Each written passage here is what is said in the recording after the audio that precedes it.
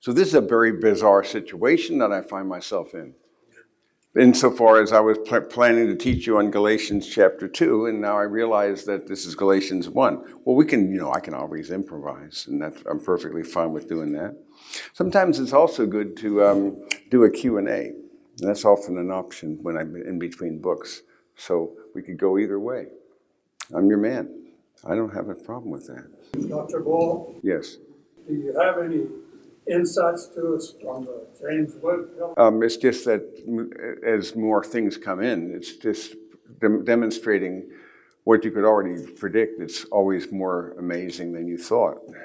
And that the old ideas of cosmology are now being laid aside because it's got more subtle, more crazy than we ever had dreamed. And that's how it's been really from the beginning. You see, it was in the 17th century, the period of the so-called Enlightenment, that God said, okay, now that we're moving away from a theistic vision of life and moving from there to a naturalism, but the intermediate worldview was deism. It was too much of a cognitive dissonance to go from theism to straight to naturalism. So deism became a kind of a mediating pathway where we had the clockwork universe where God wound it up, and he hasn't been seen since. But really, that's moving away from that. But the theistic perspective actually empowered and created the greatest achievements in many ways ever seen in terms of civilization. The greatest music and art and literature and so many things were inspired by a biblical vision of the world, a generally theistic vision of the world, including the beginning of modern science, empirically based science as we know it. And that was a very significant thing. So that when people were beginning to turn away from that, and of course, then Darwin would give them, make it, according to Dawkins, intellectually respectable to be an atheist, so-called. But God did something amazing. He bumped up the evidence from the creation at that time. Okay, you're going to reject me? I'm going to show you the evidence is even greater than you thought. And it was not an accident that the telescope and the microscope were invented in that time. In the first time in human history, you had force multipliers of nature. Never existed before. And suddenly we realize there's a whole world in the microcosm no one even dreamed about. And so also in the macrocosm, we could only see a few thousand stars. And what's happening is the knowledge is going up exponentially. And as it goes up exponentially, the glory of God becomes more manifest because it becomes more mysterious, more amazing, more transcendent than you could ever even begin to dream.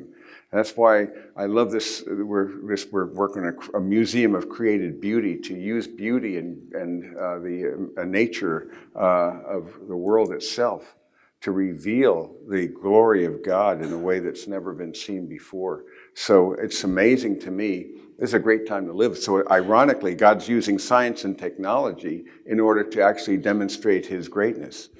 Pascal put it this way. He said effectively that God has apportioned the evidence in such a way that there's enough evidence to satisfy the mind of a person who chooses the way of trust, of believing in God. But there's enough ambiguity to allow the person who rejects it to rationalize his disbelief. So what happens then when disbelief goes awry, and when it begins to grow in the culture, God bumps up the ante of evidence, and he's using science to do it. You see what's happening? And so he's using science and technology, and it's going up exponentially, our knowledge of the analog world. And of course, what's happening in the new Tower of Babel is you have also this digital world. But you can't retro-engineer in a digital way with the analog realm with success. I mean, you can do interesting imitations, and we have our own things that we gush about our technology, but frankly, it's nothing compared. Pick anything you want in the natural world. It'll beat anything we can create. Any cell will do. Any cell. You don't even need a leaf, or let alone an insect or a bird. It just gets more amazing as we go by. So my desire is to actually use beauty, and even though it's a fallen world, to reveal his greatness and glory in that way. So it's a glorious thing to do. So I think it's an exciting time to live. So to answer your question about the Webb telescope, and the more we learn, the more we realize that if anybody who gets wedded, who marries the cosmology of the age, becomes a widower very soon afterwards. Because you see, it's going to be departing, and our theories are going to be, it's amazing how firmly and tenaciously they hold on to things that are constantly being discarded. Because the history of science is a path that's strewn with discarded theories. You see, the idea of spontaneous generation, the idea of the ether, as they called it, and all kinds of other things that have been discarded. But now we continue to cling to their creation myths, because they've got to have some account of where we came from, and it has to leave God out. So it's a secular age in many ways, but yet it's the most exciting time ever, because we are getting to see things that we could never even have dreamed. So that's my little sermon on the Webb telescope. And the more we learn, the more amazing it becomes, the more beautiful. So I recommend you go to the Astronomy Picture of the Day website, because there's many glorious things on that you can see. Yeah. And I go there I collect them, and I collect these images from them, from that Astronomy Picture of the Day, because it's so incredibly rich. This is today's picture here, but you can just go, so you can just go to back and see the archive, and you can see all kinds of wonderful things. So these wonderful marvels that no one could have seen before, just these details and the glory that we never even knew existed before, you see. And so it's an amazing thought when you can just go back and see one thing after another, that they're just Tarantula Nebula, for example, just how exquisite that is. And it's beyond your comprehension in terms of the size that we're dealing with. So that's my answer to your question. Thank you. Yeah. Thank you. Since we've shifted it. Yeah, I think I'm going to be, it's a good thing every so often. We usually do it in between series. And this is a break between really what Philippians was. I had a feeling something was odd today. I don't know why. My little system broke down a bit. So we'll start Galatians next week, and we'll just open it up to things you're chewing on, thinking about, and wanting to process together. And that's a good thing to do from time to time. So I'm very open to doing that. An astronomy question. What, an astronomy? Yeah. Uh-huh. The nebula. I'm an amateur, so if I'm incorrect, please straighten me out. But the nebula, isn't it sort of like a portal that you're not even able to take a radio telescope past it because it blocks the signal? It's kind of like a blanket, I understand. Is that true? And what may be on the other side if it is? Well, the nebulae are basically, by the way, this is one of my favorite photos. You know what you're looking at right there? You. That's your planet right there. That's Earth, seen through the rings of Saturn. I mean, we are privileged to see things we could never have seen before. Now, there are emission nebulas, there are dark nebulae that are ionized gases, and the colors will depend upon the chemical makeup of the material itself. So they are, in fact, wispy in many ways, but another example of a nebula would be here. Let me find a couple here. They're just so exquisite, though. Oh, I love this one, by the way.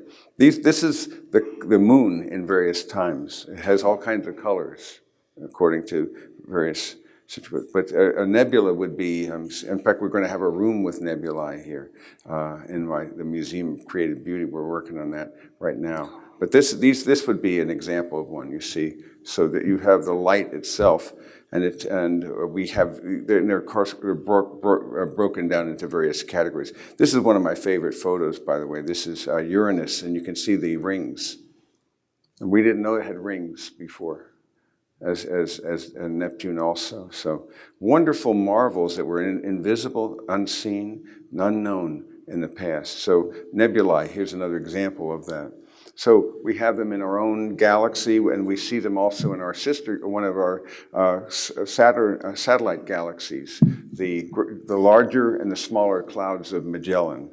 And so the Large Magellanic Cloud has nebulae within it as well. So you can see these structures in them, and in our own world, this is another example of one.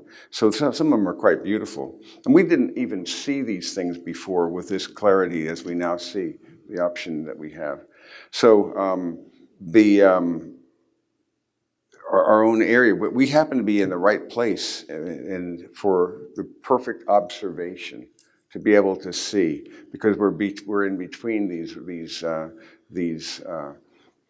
spiral galaxy arms, and we're right at a point where there's not a lot of gas. Otherwise, we wouldn't be able to see out. So we are a privileged planet right at the edge of the Orion arm, but it's at a place where it's not surrounded, as most of them are, by this gas that would prevent us from seeing beyond ourselves.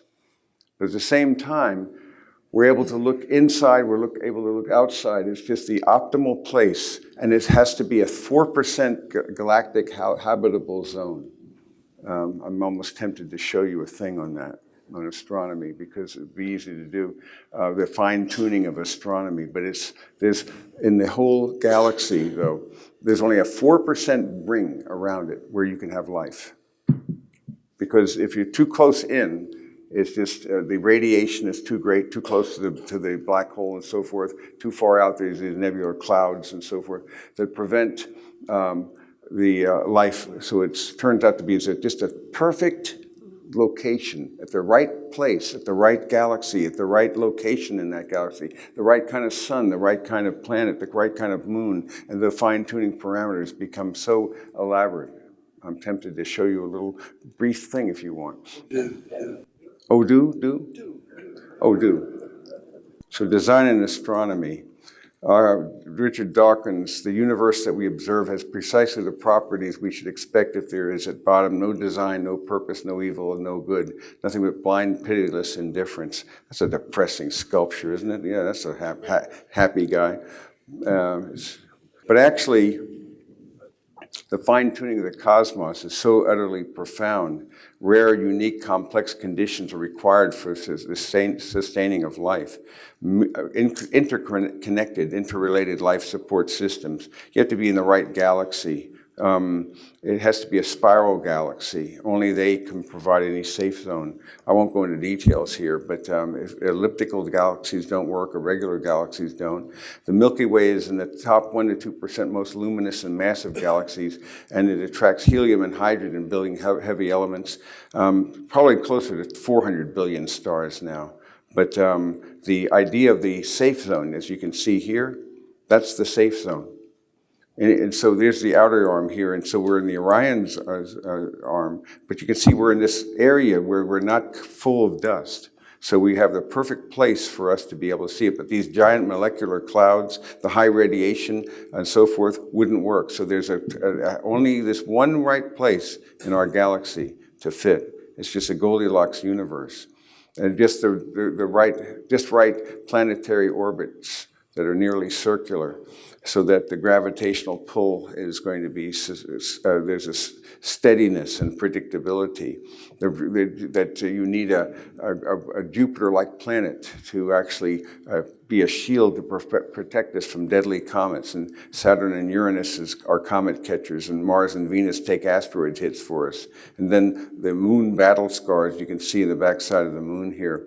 They have to be the right distance from the sun. You're too close, you boil off the oceans. Too far, and then the water and the carbon dioxide freeze. And all these little distances, a very tiny habitable zone again. You see that you have to have just the right distance from the sun. It has to be the right sun. It has to be a yellow dwarf. It has to have the right combination of red and blue, allowing photosynthesis, high metallicity for creating terrestrial planets, nearly circular, the right orbit for temperature stability. It has to have the right energy output, 0.01% variance on an 11-year cycle. That stability is required. You can't, by the way, you can't have life on two suns. So you go to Star Wars, for example, and you see there's two stars and it won't work. You can't. There's lots of reasons why that wouldn't. Has to be a bachelor star, only 10% or by themselves. Has to have not too much particle radiation, would destroy the atmosphere or destroy the ozone layer. The stable, the relative ratio of the moon to the sun, to the Earth, the size is unlike any other planetary system. It's huge, and it's a perfect thing that creates the stability for the Earth's axis on a tilt, mild seasons, and instead of chaotic variations in tilt, we have a perfect combination there. Lots of other reasons. This right moon increases our tides, flushes out nutrients, and this single moon that we have, all the others, otherwise would be chaotic and deadly tides and seasons, as you can imagine, that would occur. Circulates the ocean water, and so it has to be just the right amount there, and you can go into details there. It has to have the right core engine, radioactive decay, a dynamo of the magnetic field to shield us from low energy cosmic rays and prevents solar winds from degrading our atmosphere. Terrestrial planets have to have a minimum mass to retain an atmosphere. And so all these things are necessary for us to have the right conditions there. You have to have the right observation. As I say, we're located between spiral arms, where there are fewer stars, less gas and dust, and greater visibility to the universe. And we're the best planet to view total solar eclipses. The amazing thing is that the sun is 400 times larger than the moon, but the moon is 400 times further away.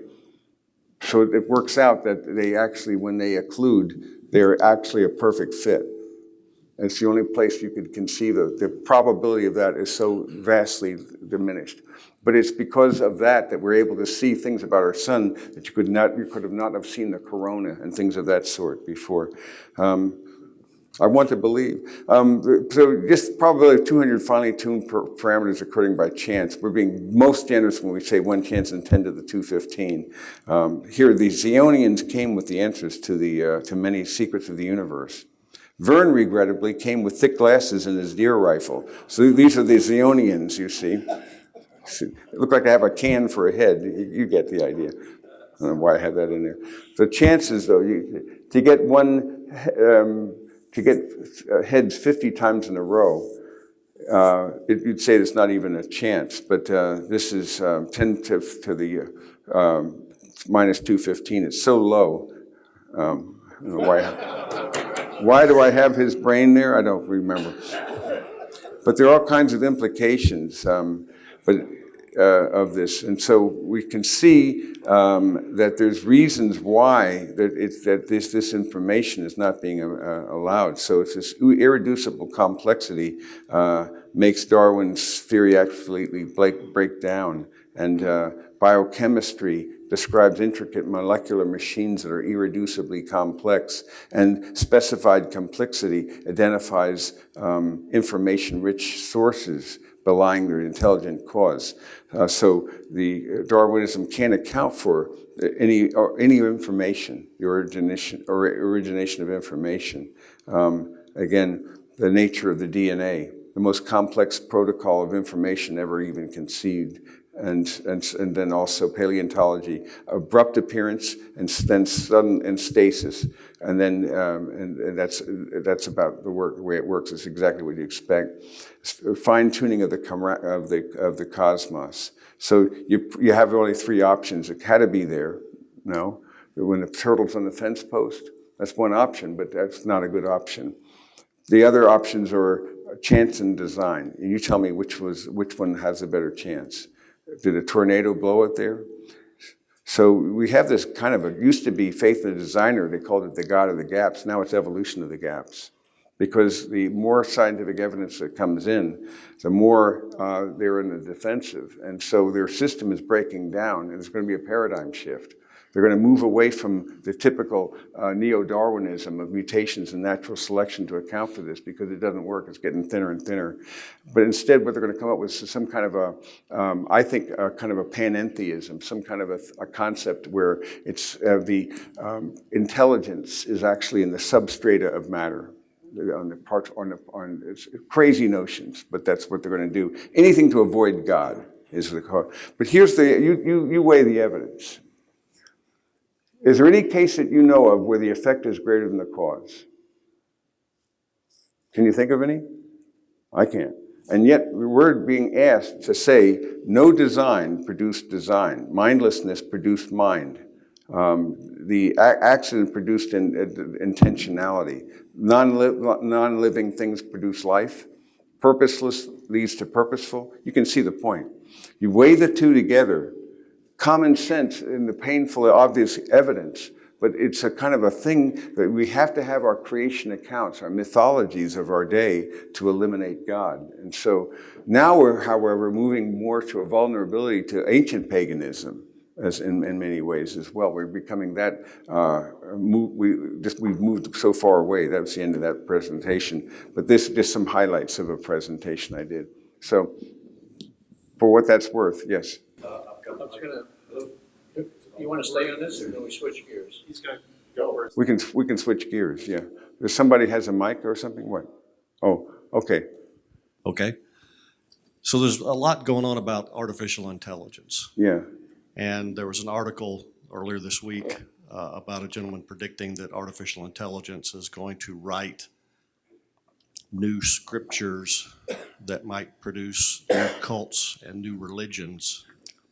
And if you combine that with the ability to create voice and animation of a human being, that entity would be able to communicate this new religion and give people that are against God something else to follow and believe in. Yeah. What are your thoughts?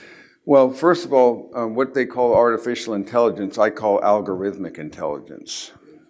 So AI, I have my own AI, but it's algorithm.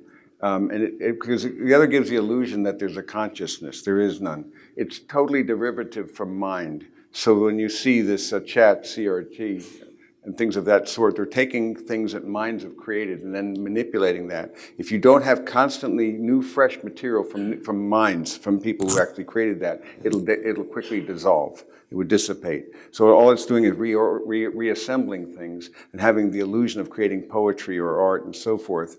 And actually, it's imitative and derivative from minds.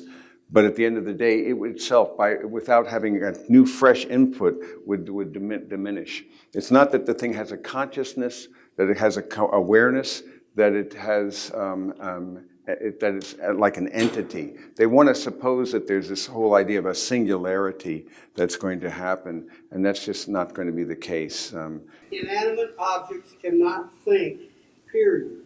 AI works within an AI platform. That's right.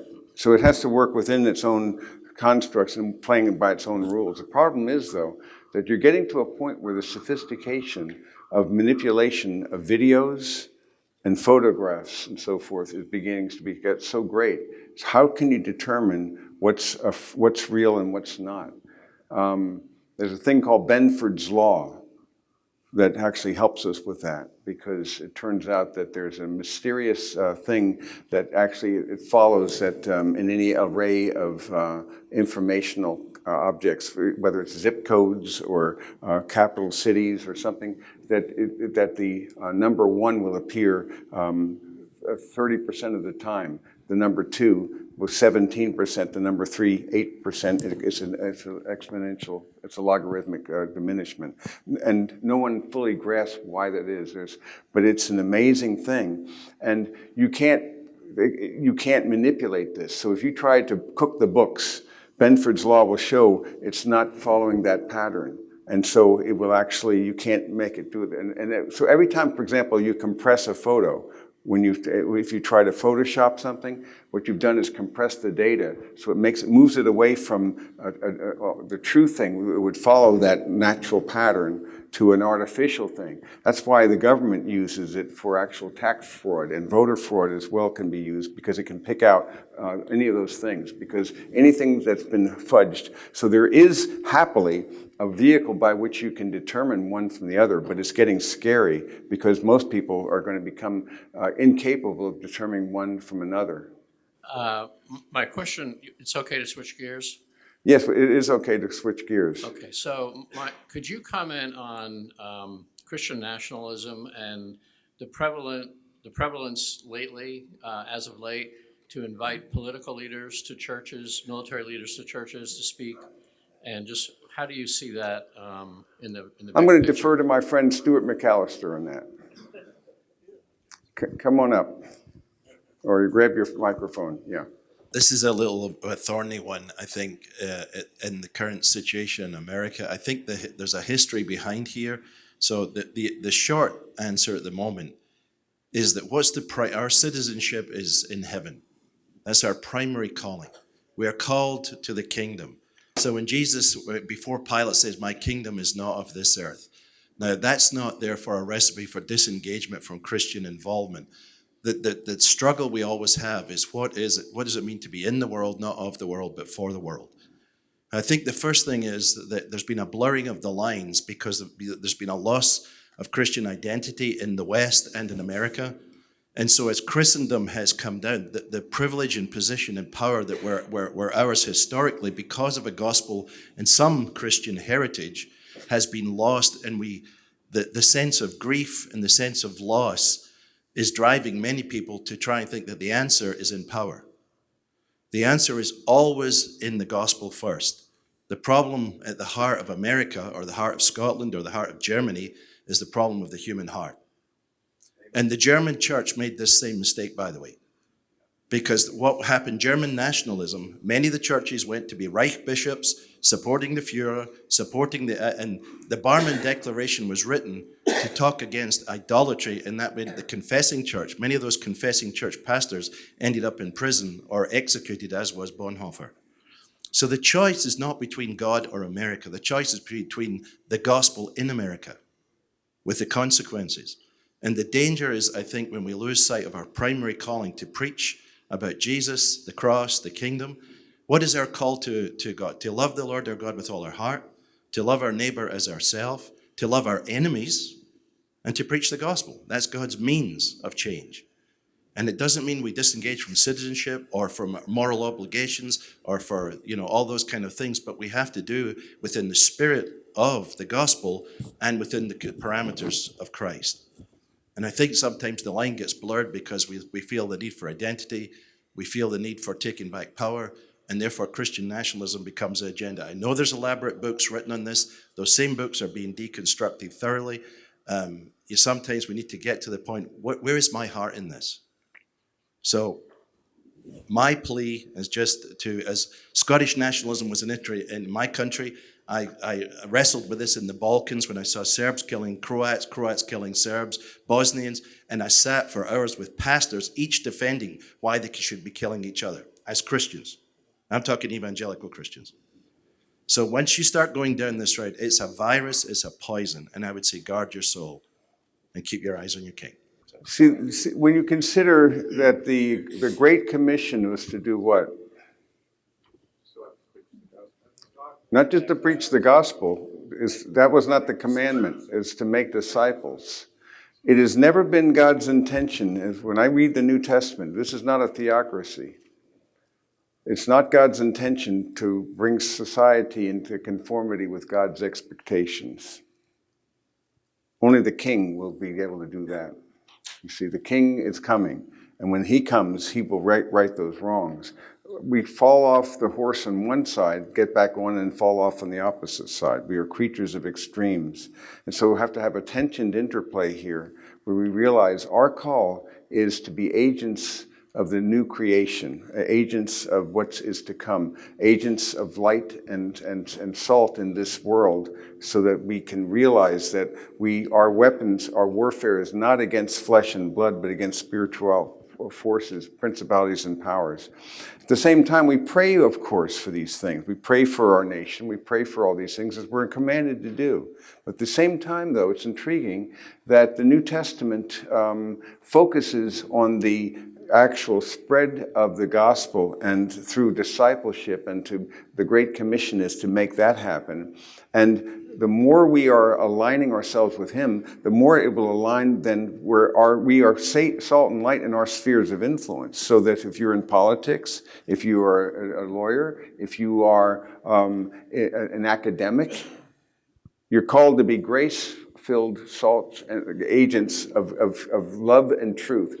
But I more and more am a big believer in the transcendentals of beauty and goodness and truth, and building upon those things, which is really what our heart was meant for, is to know Him all along, is to know that. I have a little sidebar now, just for a second, and then someone can grab the mic. I took this photo when I was at the Aerospace Museum in Dulles Airport. It was a CDC 3800 computer. It was used basically for early space flights and so forth. And so it's amazing. I don't know how they ever got to the moon, because this was optimized for handling problems that required processing. Let me see. It was introduced in the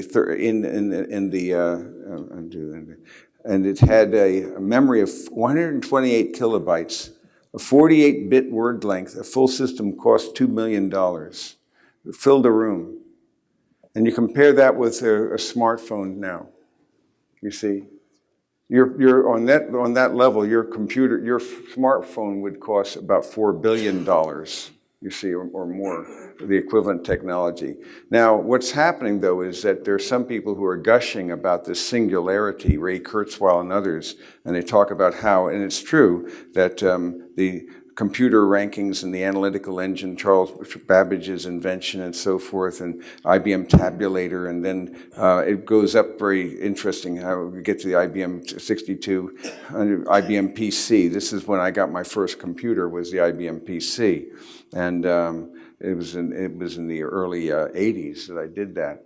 And there were better computers, but I knew that IBM would be the industry standard. So the Victor 9000, which I wanted, I chose not to get. And I'm glad I did, because it didn't make it. But what's happened is Pentium and then Dell Dimension 8400, and so Mac Pro comes out here, and then it goes faster and faster. And the supposition is that it's going to surpass brain power equivalent to all human brains combined, is this notion.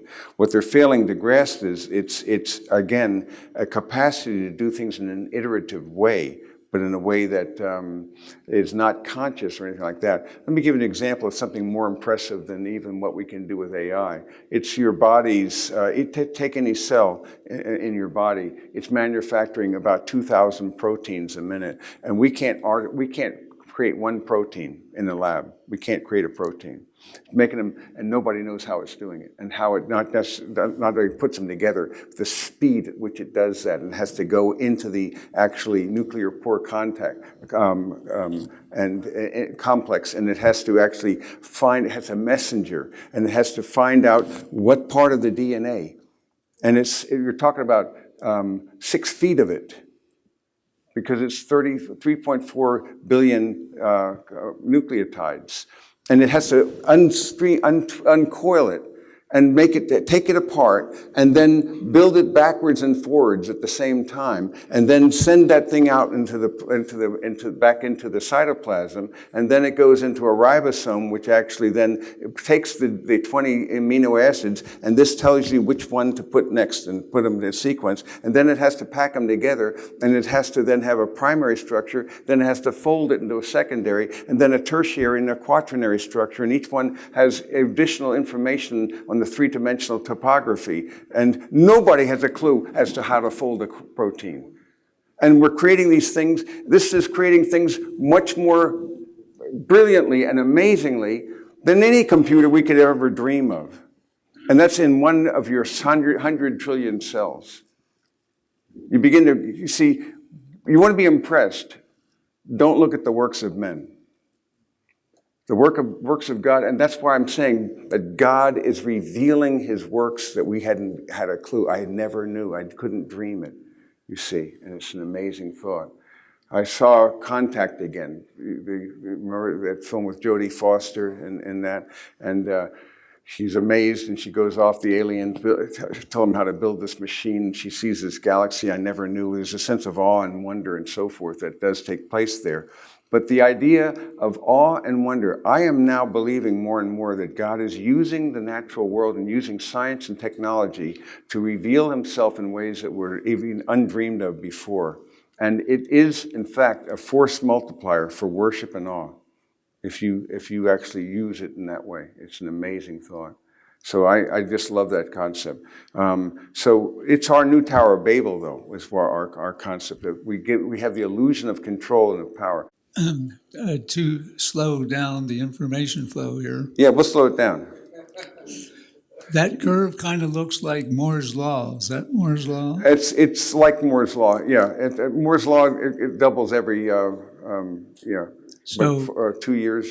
Earlier, you mentioned another law about degradation. Benford's Law. Yeah. Can you say that slowly so I can write it down? Yeah, Benford, and Connections is, I think, the TV show that talks about it. It's on Netflix. Connections, I think it's the second episode, is about information. It's astonishing, really. But the world is more mysterious than we ever knew. We discover new things we didn't even know existed before, like the Mandelbrot series there, and whole realms of wonders that didn't exist before. It existed, but we just never knew about it. Everything's mathematical. Everything's connected together. And in fact, the more you learn about it, the more scary it becomes. When you can begin to know enough that after a while, I have had moments of terror. Terror because I am overwhelmed by the mysteries. How is this even possible? How does he order the universe in such a way? And it can be a holy terror that can produce. And I think it's quite remarkable. Yeah. So why is that law so important? Why is what important? I believe that we can now use what's happening here for God's purposes. I mean, as I say, the glory of God in a way that we could never have even dreamed of before. And so I'm saying, by the way, this is our new logo here for the. That's the logo for the Museum of Creative Beauty. And you can see the three realms there. So you have the stars here, the outward sphere, the macrocosm, and then you have, this is the microcosm in here, and then the midicosm is our world. So it's like the whole idea of just looking at beauty and seeing what that's like. So we're actually working on that. Because I want to leverage beauty and nature and all of that to cause people to woo them back, using digital technology to woo them back to the wonders of the analog world. It's more mysterious than we could have ever dreamed. There's a question over there. I know we're bouncing all over the map, but we do that. That's what you do in a Q&A. I think the Apostle Paul may have had a little premonition when he was writing Galatians 1. You're trying to get us back to Galatians, are you? Yeah, why not? Verse 11 says, "For I would have you know, brothers, that the gospel that was preached by me is not man's gospel." What we've been discussing all morning seems to be man's gospel. It's man's gospel. We have to have our own account of origin. So we have to have the basic answers to the question, where do we come from? You see, why am I here? Who am I? Where am I going? The basic questions. And actually, it doesn't work. There's different views, but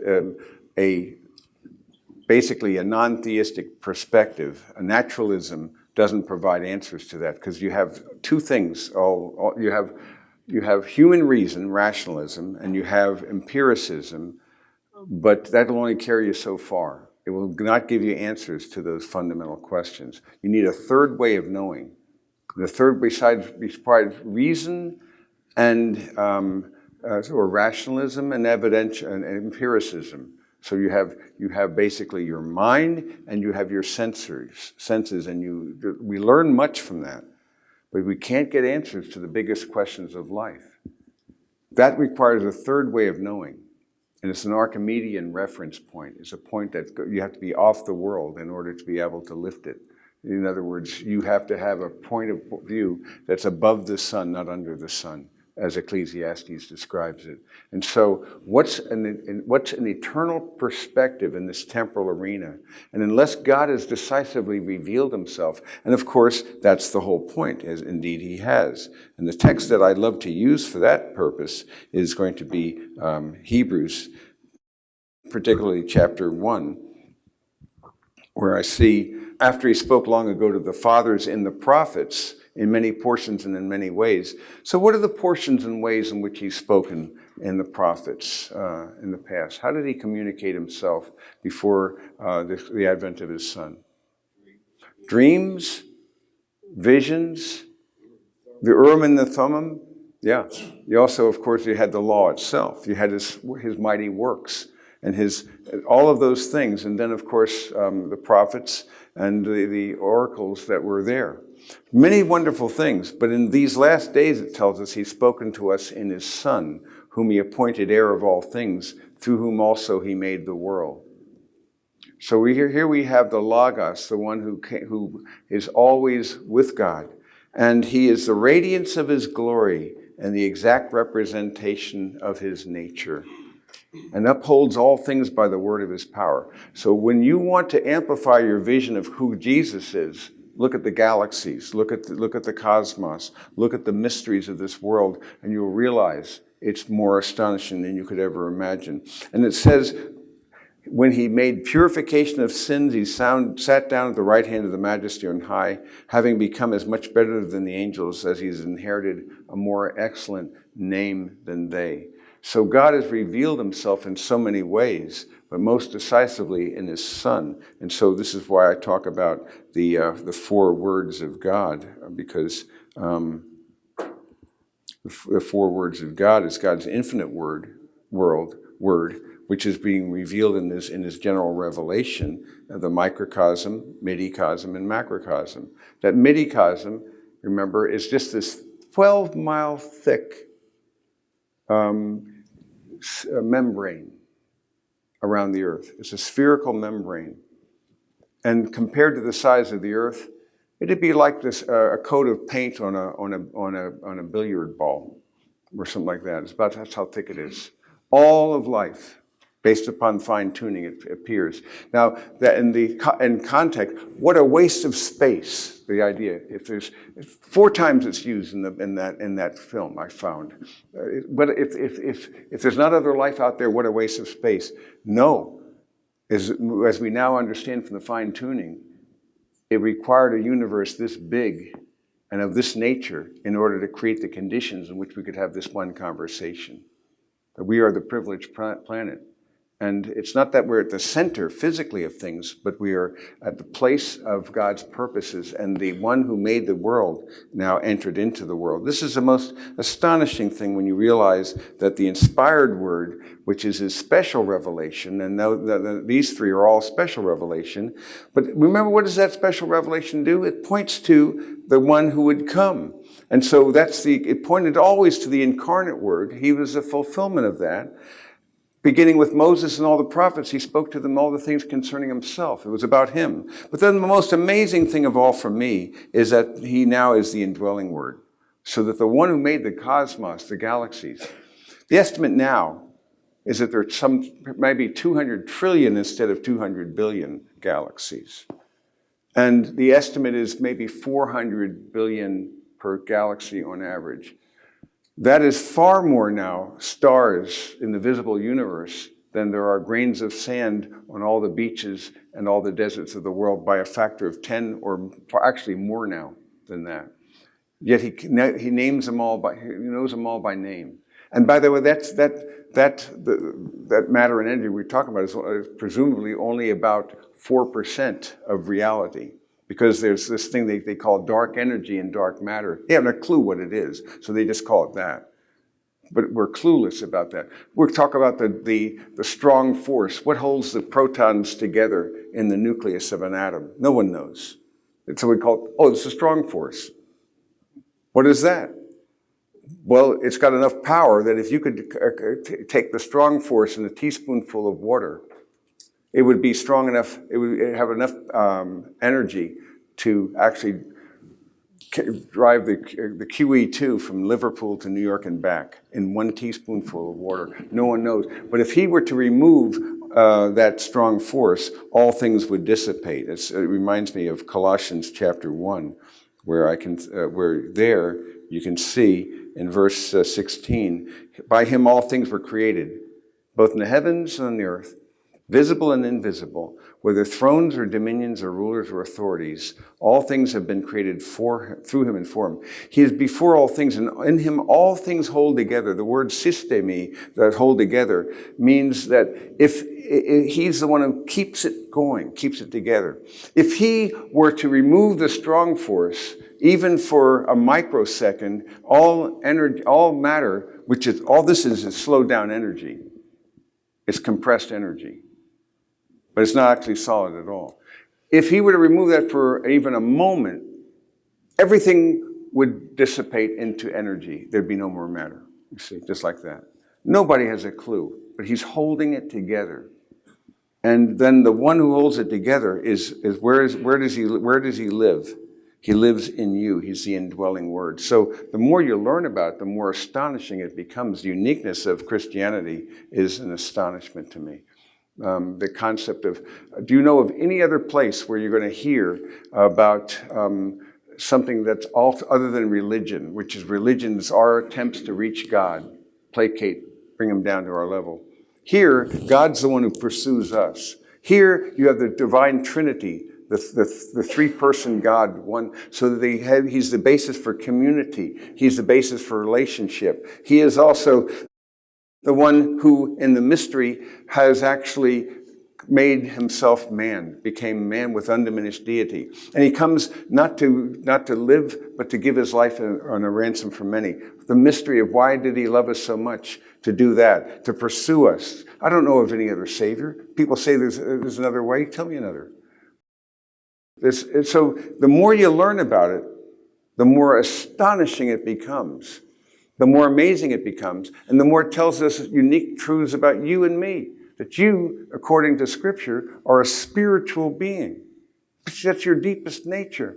But you are having this earthbound embodied experience for a short time. And to realize the brevity of the sojourn is to realize that we are in a soul-forming world. You remember my idea of womb world, and that we were in our mother's womb, and that we're prepared for life, biological life. And then when we were birthed, we died to womb world, where there's another womb. But now not spiritual, biological, but spiritual life.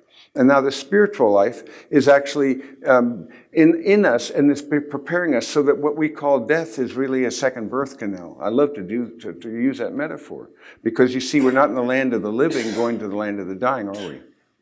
Where are we? We're in the land of the dying. We're heading for the land of the living. And so I say, even so, come quickly, Lord Jesus, and I live with that. But the more I learn about science, about philosophy, about other religions, about anything at all, it all keeps pointing together in a coherent, consistent way. Of all visions of the world, this is the most consistent, clear, comprehensive, and satisfying worldview there is. There's nothing like it, nothing even close to being like that. It's utterly unique. It is not a religion. It is a romance. That God is the romancer of your souls, and that you are the beloved that he's pursued and wooed. And I can't figure it out why. Because our depravity is so great, and yet, we are image bearers, and therefore he accords great dignity to us. And he will do anything it takes to actually take those people who rebelled against him, and he will bring more glory to himself. And he's going to use people who are rebellious against him to be his agents, who will show that he is who he claims he is. Those who were formerly at loggerheads, at enmity with him, are now become his beloved children. And so in the ages to come, we will declare his grace and his glory and his greatness.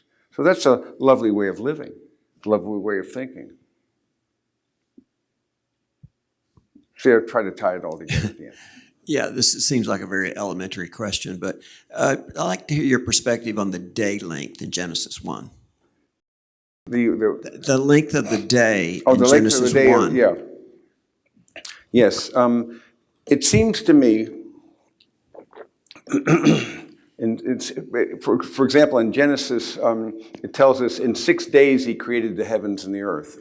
So it's a summary statement later on, as you know. Yamim, the plural for days, always means a 24-hour day. Yom can be used, the day of the Lord, can be a broader term, but a 24-hour day, when you have days, or there's an ordinal before it, the first day, the second day, it's always a 24-hour day. And in fact, it's becoming more evident to me that my own view has changed quite a bit now, because I'm more solid on a young earth view for various reasons for that. And that it has to do with then a biblical perspective on how, and there's all kinds of matters of, well, how is it so ancient and so forth? And there's ways of processing it. But frankly, we're all going to have flat foreheads in our resurrected bodies, because how did that happen? How did I miss that? But you'll figure it out. But you have to realize that from the standpoint of creation, it's 6 days, but from the standpoint of our time, time has slowed down 1 trillion times since then. So what appears, there's ways, but nobody really knows quite how. There are clever ways of trying to reconcile the old and the young together. And Gerald Schroeder does as good a job as I've seen. But my own view is, in fact, it is a young earth.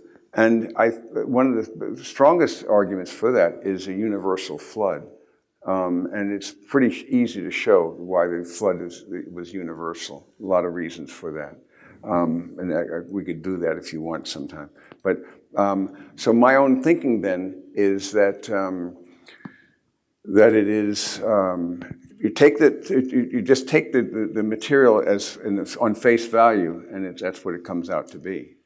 So I know that doesn't, I used to have an old earth, I was kind of like a middle earth position. See, I had a middle earth, neither old nor young. But I live in a tension, and I've bounced back and forth over the years over this, but I come back to that idea of because you see there was no death before the curse. And so that would require something unlike anything we have right now. The whole idea of death and decay was a product of the curse itself. So the only way you could have that then would be, and Adam is referred to in Romans 5 as a historical figure, and that death as a result, Romans 8, that the world was subjected to futility, not of its own will, but because of him who subjected it.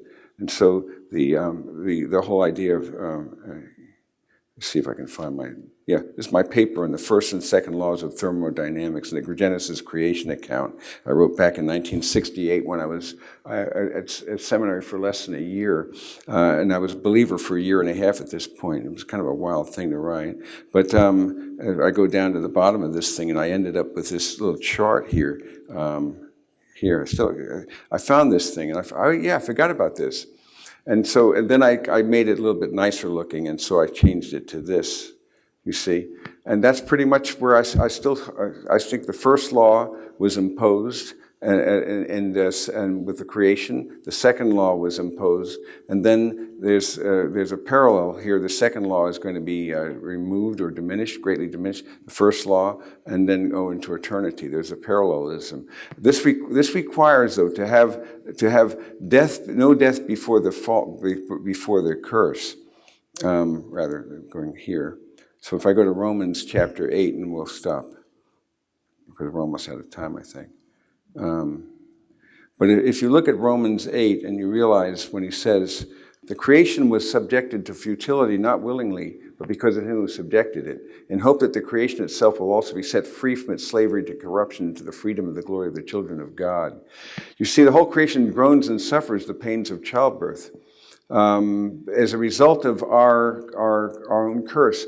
And as a result of that, then, it imposed the curse. And when we are resurrected, then the cosmos can be resurrected, because you see, a fallen man cannot have dominion over an unfallen creation. So the whole cosmos, the redemption of nature, is actually contingent upon what Christ is doing with you and me, with this world. It's more than, it's cosmic in its import.